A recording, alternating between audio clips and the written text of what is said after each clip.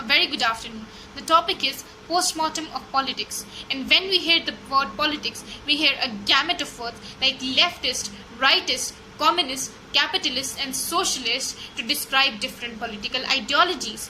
But people using these words doesn't know the actual meaning of them because they use them without thorough understanding. So starting with their origin, the words were first used in 18th century.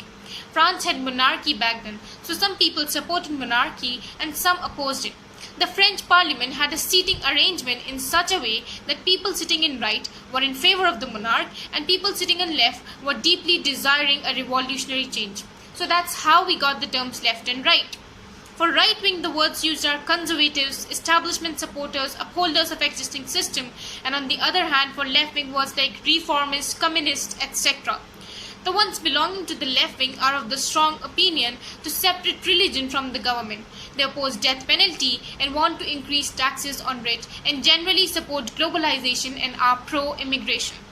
Those supporting right wing want religion and government to be hand in hand and the country to be under one official state religion. They are normally against the country abortion and keep taxes at the bare minimum so as to give encouragement to innovation and entrepreneurship.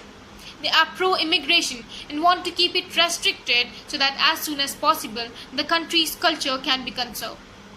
In perspective of India, you must be wondering which parties can be classified into left-wing and right-wing ideology.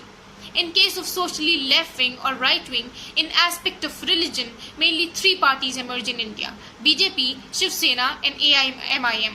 And in left-wing parties like AAP, JDU, Congress, CPI, etc. If we look in economic aspect, then almost all parties support left wing because they support the concept of subsidies. They support the taxes levied. Till 1990s, India's FDI was fully closed. We had markets closed, and that was the level of left leaning in economic matters for Indian political parties. But at the same time, we also see that political parties opposing death penalty and supporting same-sex marriage in India. So in India though, none of the parties openly support these views. Therefore, according to me, words like left or right are an improper way of classifying Indian politics. We should rather see their independent policy decisions and decide which is right or wrong and thus judge them accordingly. Now the question is, left wing or right wing, which ideology is best? And the right answer is center. Supporting left wing like China and Russia. So China had Mao and Russia had Stalin, and both were famous for mass killings. And the countries following extreme right wing like Middle Eastern countries who define themselves by one religion. So both of these ideologies are dangerous, but both left and right have some good views which can benefit the center.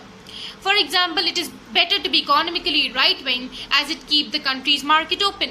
So it has more successful countries in the world like Nordic countries. But in some areas, government interference should necessarily intercede, and in some areas, higher taxation is much required. Therein comes the left wing, like in the sectors of healthcare and education. Therefore, following left wing in these sectors is better.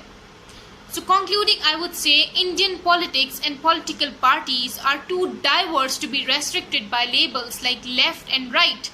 It is a futile attempt to pigeonhole Indian politics into such terms as it only leads to confusion. All Indian parties have generous dose of both left and right policies and leaders who endorse them. We can mostly call our parties and policies as opportunistic and their actions populist. Thank you so much.